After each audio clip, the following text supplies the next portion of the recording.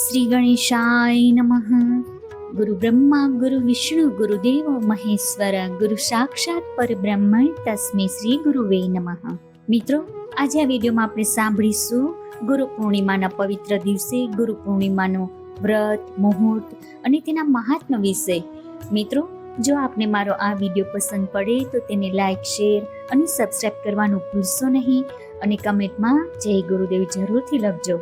ગુરુ પૂર્ણિમા એ પવિત્ર દિવસે શિષ્ય દ્વારા ગુરુની પૂજા અને આદર સત્કાર કરવાની પરંપરા છે. આપણી સંસ્કૃતિમાં ગુરુનું સ્થાન એ ભગવાન કરતાં પણ ઊંચું મનાય છે. મિત્રો, સૌ પ્રથમ પહેલા હવે આપણે જાણી લેશું કે ગુરુ પૂર્ણિમાનો પ્રારંભ ક્યારે થાય છે. તો ગુરુ પૂર્ણિમાનો પ્રારંભ 28 જુલાઈએ મંગળવારે સાંજે 6:20 થશે, જ્યારે તેની સમાપ્તિ 29 જુલાઈ સાંજે 8:05 થશે. પૂર્ણિમાને એ રાત્રિ વિશેષ તિથિ મનાય છે, જેમાં ચંદ્ર દર્શનનું મહત્વ હોય છે.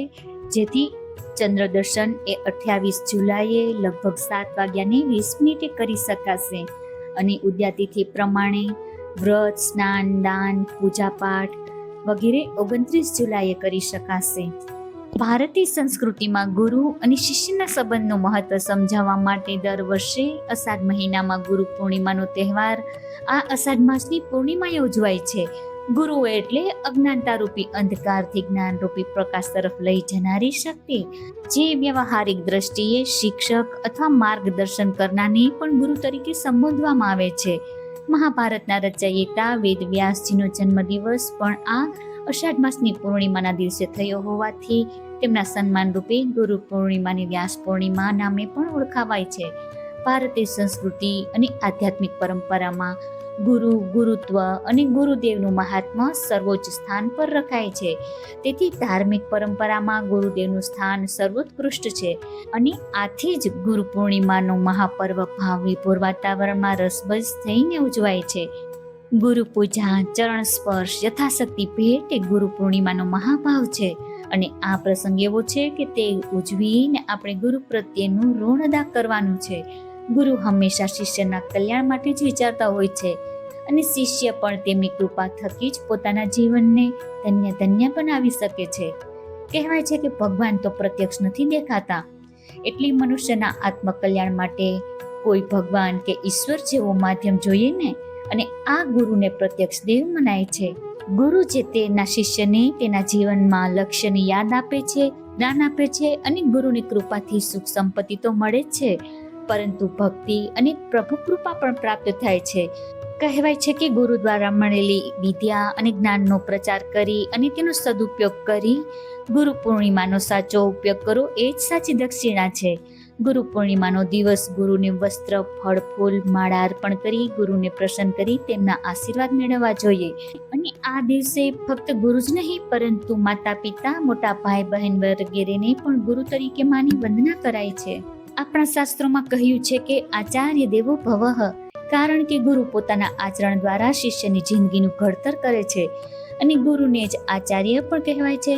હિન્દુ ધર્મમાં ગુરુને ભગવાનનો દરજ્જો આપવામાં આવ્યો છે. સમગ્ર વિશ્વ જેને ગુરુ તરીકે આજે પણ પૂજન કરી રહ્યું છે, એવા ભગવાન ગુરુદત્ત મહારાજે તેમના સાધના કાળ દરમિયાન જે જગ્યા પરથી શીખ મળી તે તમામને પોતાના ગુરુ તરીકે માન્યા હતા. અને ભગવાન ગુરુદત્તની માન્યતા મુજબ કોઈ પણ વ્યક્તિ, વસ્તુ કે પ્રાણી આપણને સદગુણોની શિક્ષા આપે અથવા તો જીવન જીવવાની પદ્ધતિ પ્રત્યે આપણને સૂચિત કરે તેવા તમામ લોકો ગુરુથી જરાય પણ ઓછા ઉતરતા નથી. મર્યાદા પુરુષોત્તમ ભગવાન શ્રી રામ પોતાના શિક્ષા ગુરુ એવા વિશ્વામિત્રની પાસે બહુ સંયમ, વિનય અને વિવેકથી રહેતા હતા. અને ભગવાન શ્રી રામના કુલ ગુરુ એવા મહર્ષિ વશિષ્ઠ હતા, જેમણે ભગવાન શ્રી રામને આધ્યાત્મિક અને રાજધર્મની શિક્ષા આપી હતી. ભગવાન શ્રી કૃષ્ણના પણ ગુરુ મહર્ષિ સાંદીપની હતા, જેની પાસેથી ભગવાન શ્રી કૃષ્ણે 64 દિવસમાં 64 કલાઓનું જ્ઞાન પ્રાપ્ત કર્યું હતું. અને ગુરુ દક્ષિણા રૂપી ભગવાન શ્રી કૃષ્ણે ગુરુના મૃત્યુ પામેલા પુત્રને યમલોકથી પાછા લાવીને ગુરુ દક્ષિણા આપી હતી. ગુરુ પૂર્ણિમાના દિવસે ગુરુ પૂજન તો થાય જ છે, ઉપરાંત પવિત્ર નદીઓમાં સ્નાન કરી યથાશક્તિ દાન પુણ્ય પણ કરાય છે.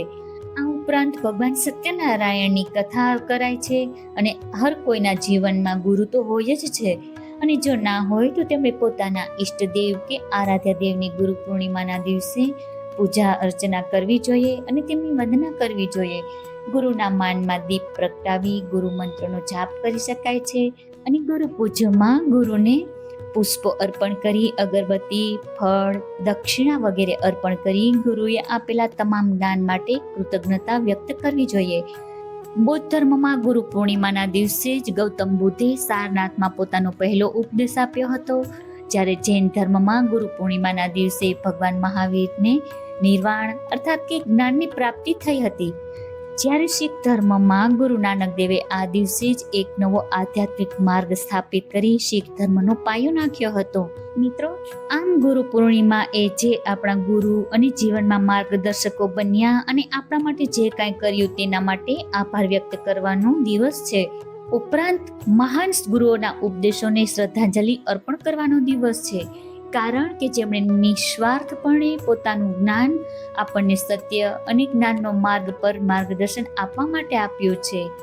મિત્રો, આ વિડીયોમાં આપણે આજે સાંભળ્યા ગુરુ પૂર્ણિમાનું વ્રત, મુહૂર્ત અને મહાત્મ્ય વિશે.